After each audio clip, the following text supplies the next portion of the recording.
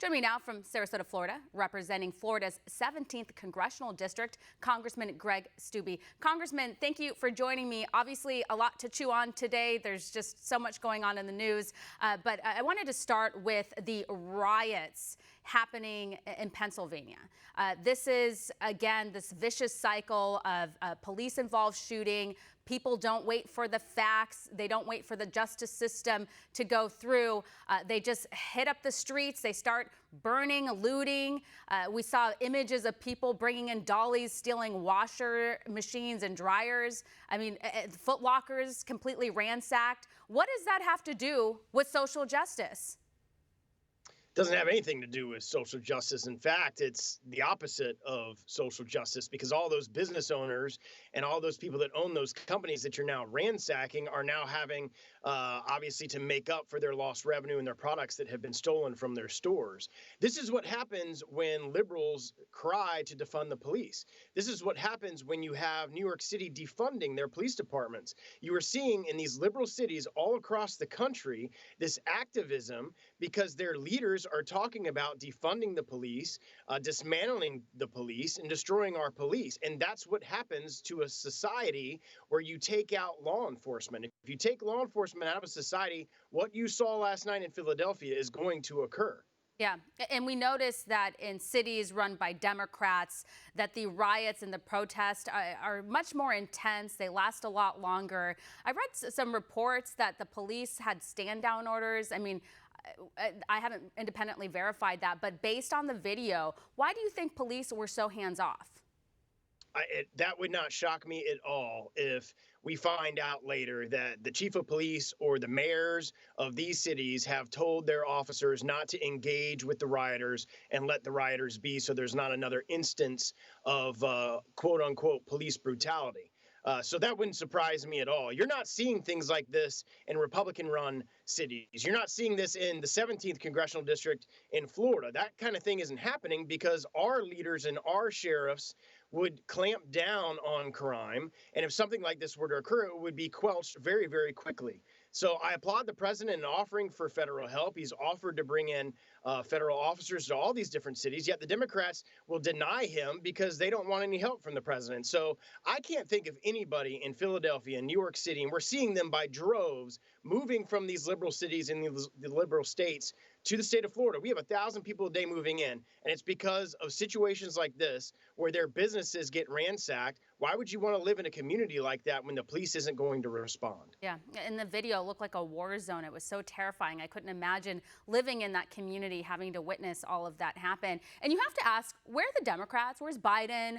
Where's Kamala Harris forcefully condemning these rioters and protesters, letting them know that this isn't acceptable and this isn't going to be tolerated in America?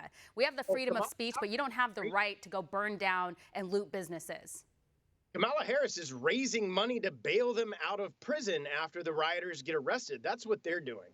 Yeah. It's so shameful what's happening in these cities, and hopefully they'll be able to clear that up.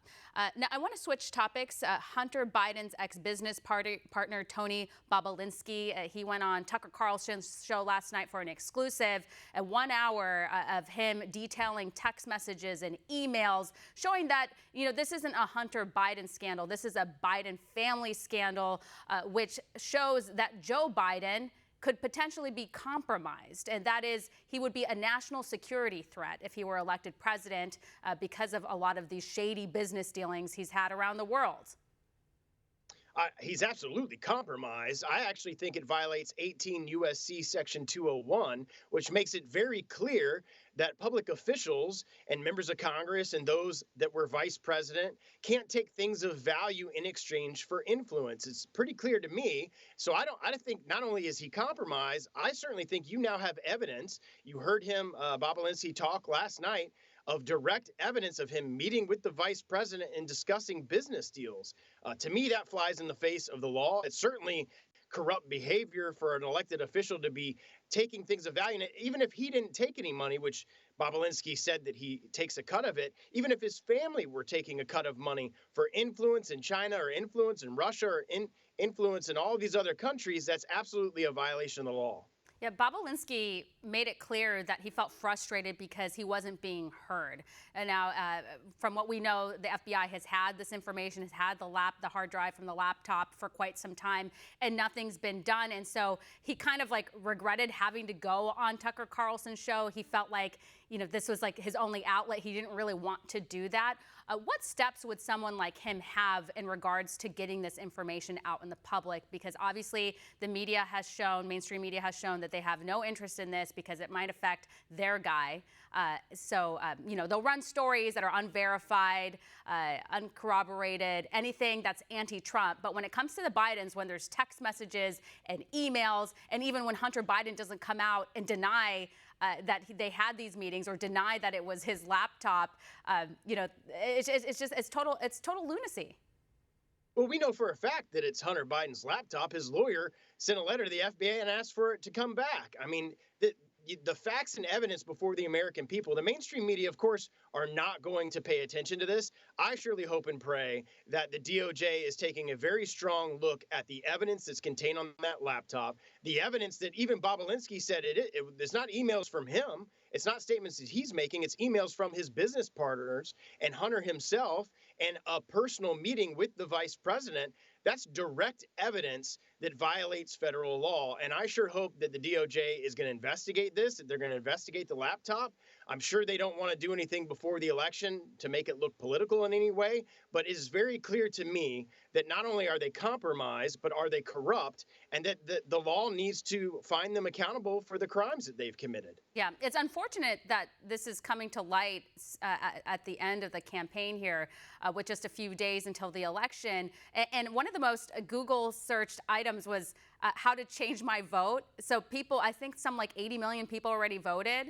And a lot of people are really concerned about what they're learning about the Bidens, probably. So they're probably wondering if they could change their vote.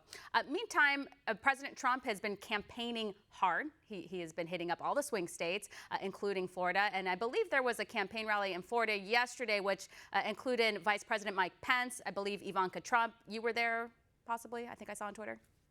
They've been hitting the campaign hard here in Florida. 2 weeks ago, the president was in Fort Myers. The vice president was in Lakeland on Friday. Ivanka Trump was in Sarasota yesterday. And the president himself will be in Tampa tomorrow. I'll have the opportunity to speak at that event. So they are hitting Florida very, very hard. It's always a swing state. There's a lot of votes here. And I think that President Trump has done everything he can to win the state of Florida. And I'm happy to support him in that endeavor. Yeah. What do you make of the polling? It shows that Biden's ahead in a lot of these swing states. Most of the national polling shows Biden ahead. Although I think Rasmussen had Trump a little bit ahead of Biden yesterday. So there's been a shift in that. Do you trust the polls? I don't trust the polls, and I'll tell you why. The people that are voting in presidential elections, we know there was 1.8 million Trump voters that came out in 2016 that didn't come out in 2018. That was probably the first time they've ever voted. So those people aren't being polled. The people that have registered to vote this year to vote for President Trump, they're not being polled. And even polling in general has a lot of different fallacies in it. In a district like mine, they may call 350 people when 160,000 people will vote for you.